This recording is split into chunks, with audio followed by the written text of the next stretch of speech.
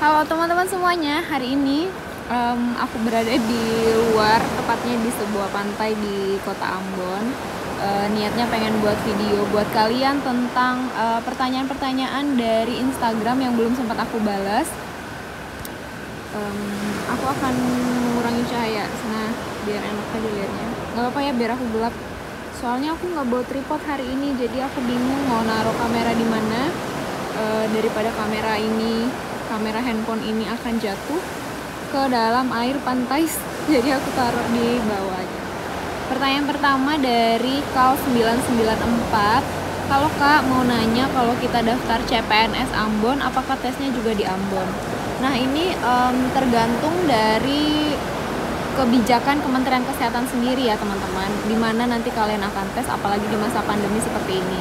Kalau pengalaman aku di tahun kemarin itu, SKD-nya sebelum masa pandemi, jadi harus pergi ke tempat yang disediakan oleh Kementerian Kesehatan. Waktu itu aku terbangnya ke Makassar untuk tes di Ambon ini ya, untuk CPNS di Ambon ini. Tapi kalau di masa pandemi kemarin itu SKB-nya aku sudah kembali ke daerah masing-masing, alias kita bisa ujian di tempat tinggal kita, asalkan di tempat tinggal kita itu ada BKN atau ya BKN yang biasa kita tempat chat-chat gitu, sistem chat BKN itu. Jadi kalau misalnya di rumah kalian atau di tempat tinggal kalian ada BKN terdekat, kayaknya kalian bisa mengikuti ujian di tempat tinggal masing-masing. Jadi nggak perlu keluar kota kayak gitu. Dari Christine Siboro, dia bertanya D3 sanitasi Kesling ada atau enggak? Kalau D3 sanitasi atau Kesling, setahu aku di RSUP Dr. Johannes Lemena Ambon itu tidak menyediakan formasi D3, tapi rumah sakit itu menyediakan D4 Kesling kalau nggak salah ya. Jadi D3 kayaknya belum ada, tapi boleh dicek ulang deh, boleh download suratnya, jadi kalian bisa cek secara detail. Kalau mungkin kemarin aku ada miss atau salah-salah baca atau ketinggalan atau nggak teliti, nah bisa teman-teman baca di surat resminya ya, coba dicek ulang nanti ada nggak D3, setahu aku sih nggak. Pertanyaan berikutnya dari Ririn Istanti, maaf Kak mau bertanya sedikit, formasi CPNS Kemenkes tahun 2021 ini ada alokasi penerimaan D4 kebidanan di RSUP ada. D4 kebidanan kalau nggak salah itu diterimanya 4 orang. 4 atau berapa ya? Iya 4. Apakah ada 4 kebidanan dipersyaratkan juga untuk rekam jejak mohon bantuan? Kalau misalnya kalian punya rekam jejak ya nggak apa-apa. Kalau misalnya kamu punya, masukin aja nanti persyaratan rekam jejaknya, karena itu kan membantu kalian tuh. Tapi kalau nggak punya ya berarti kamu hitungannya menjadi peserta umum. Intinya siapapun yang masuk di CPNS Kementerian Kesehatan itu bisa dari mana aja, bisa dari peserta umum ataupun kalian yang punya rekam jejak. Nanti kalau yang punya rekam jejak, masukin berkas rekam jejaknya, ada tuh nanti persyaratan-persyaratannya. Kalau misalnya nggak punya juga nggak apa-apa, nggak usah dimasukin, berarti kalian menjadi peserta umum, kayak gitu ya. Kemudian pertanyaan berikutnya ada dari Harold Expedient. Pagi Kak, saya mau bertanya, apakah tesnya harus di Ambon kalau kita mau mengikuti tes SKD CPNS Lemena? Itu tadi udah aku jawab ya, nggak harus ke Ambon kayaknya di masa pandemi seperti sekarang ini. Mungkin mudah-mudahan bisa tes di tempat atau di rumah kalian sendiri ya, di tempat tinggal. Terus dia bertanya lagi, apakah tes SKB-nya memakai tambahan wawancara dan psikotes? Dulu di zaman aku itu harusnya ada, dan CPNS Kemenkes itu setiap tahunnya pasti punya tes selain SKB, itu ada tes wawancara dan psikotes.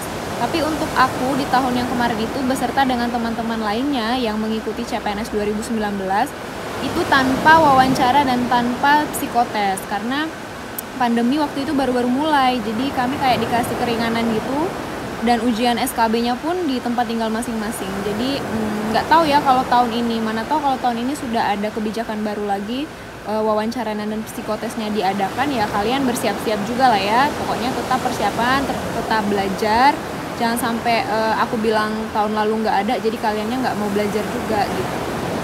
Tapi setiap tahunnya wawancara dan psikotes ini wajib kalau CPNS Kemenkes ya. Halo Kak, bener nggak kalau kita purna NS itu ada penambahan poin waktu melamar CPNS? Apakah Kakak menggunakan penambahan poin itu untuk melamar CPNS? Oke. Sepertinya Arta belum menonton video aku yang sebelumnya yang aku lulus CPNS Kementerian Kesehatan.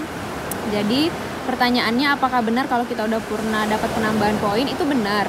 Nanti Arta silakan cek video aku tentang rekam jejak Nusantara Sehat ya. Jadi kita kalau sudah jadi anak Nusantara Sehat, sudah pernah purna tugas, itu punya penambahan poin yang bisa kamu pakai di Kementerian Kesehatan, CPNS Kementerian Kesehatan.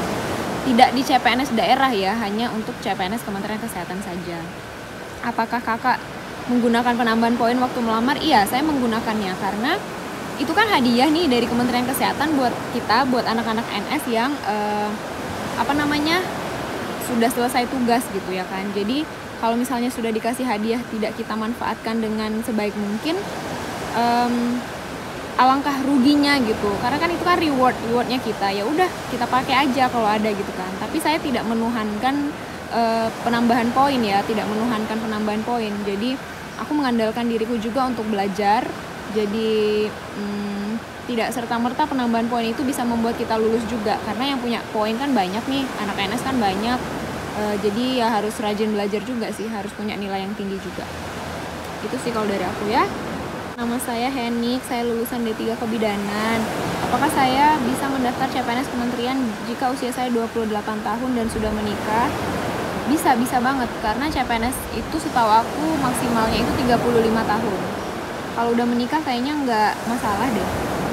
Selama ini saya magang di salah satu puskesmas di Nabire selama 7 tahun. Di puskesmasku tidak ada ruang bersalin, jadi selama saya lulus skill saya tidak terasah. Saya merasa tidak percaya diri, apakah saya bisa mengembangkan karir saya? Mendaftar CPNS di Nabire sangat susah meskipun kita pintar, tapi kalau kita tidak ada power orang dalam juga sia-sia. Beberapa hari lalu saya mulai melihat video kakak di YouTube. Saya jadi kepingin ikut tes CPNS. Apakah masih bisa buat yang sudah menikah?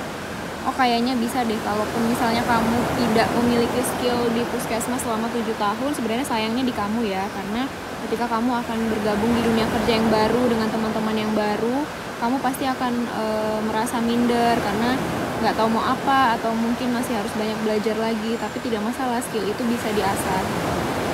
Kemudian saya merasa tidak percaya diri. Bisa lah, kalau percaya diri mah bisa diatur. Kalau misalnya mendaftar CPNS di Nabire sangat susah, meskipun pinter tapi kita nggak punya orang dalam, ya udah berarti nggak usah daftar CPNS di Nabire, mending kamu daftarnya di daerah lain atau bisa gabung di CPNS Kementerian Kesehatan. Soalnya di CPNS Kementerian Kesehatan nggak ada tuh power orang dalam, jadi kalau kamu memang beneran pinter ya pasti bisa masuk di dalamnya gitu.